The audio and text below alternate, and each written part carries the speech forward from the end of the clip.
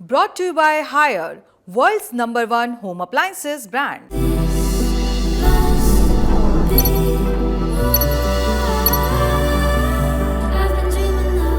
James Gunn की film Superman release के लिए तैयार है। फिल्म से पहले जेम्स और उनकी टीम लगातार मीडिया से इंटरैक्शन कर रही है, अपनी फिल्म को ज्यादा से ज्यादा प्रमोट कर रही है। इसी दौरान जेम्स ने एक इंटरव्यू दिया जिस पर बवाल खड़ा हो गया। इस इंटरव्यू का हवाला देकर लोग जेम्स को नस्ल भेदी कहने लगे। उनका कहना है कि जेम्स ने भारतीयों को लेकर रेसिस्ट कॉमेंट किया है। उसके बाद सुपरमैन को बॉयकॉट करने की मांग उठने लगी। पूरा मामला क्या है, चलिए आपको शुरुआत से बताते हैं।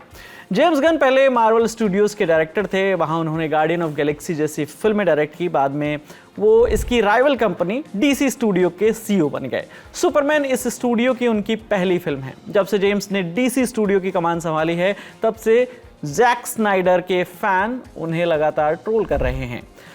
स्नाइडर के फैंस को उम्मीद थी कि उनके वाले सुपरमैन यूनिवर्स को फिर से खड़ा किया जाएगा, लेकिन जेम्स ने यह साफ कर दिया था कि ऐसा नहीं होने वाला है।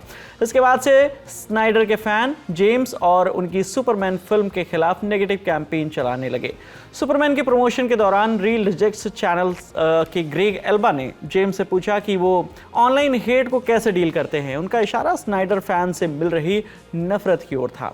इसके जवाब में जेम्स गन ने कहा, मैं ज़्यादातर सोशल मीडिया पर ध्यान नहीं देता हूं, लेकिन कभी कभी कोई बहुत ही अजीब बात कह देता है। कभी कभी लगता है कि मैं इंडिया में बैठे किसी 12 साल के बच्चे की बात से परेशान हो रहा हूं।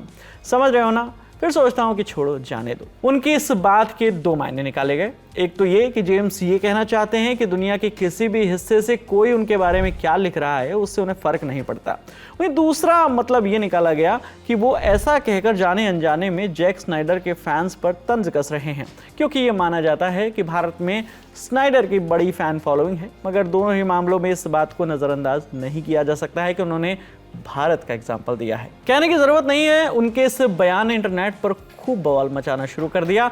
इतना कि भारत का एक तबका इसे रेसिस्ट कमेंट बताकर सुपरमैन फिल्म को ही बायकॉट करने की मांग करने लगा।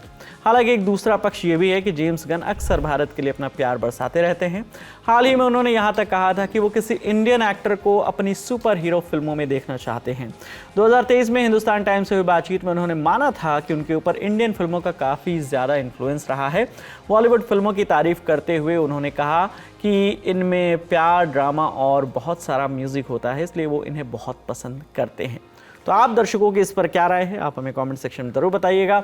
आपके लिए तमाम जानकारी जुटाई है हमारे साथी शुभांजल ने। मेरा नाम विकास वर्मा है। देखते रहिए ललन टॉप सिनेमा। शुक्रिया।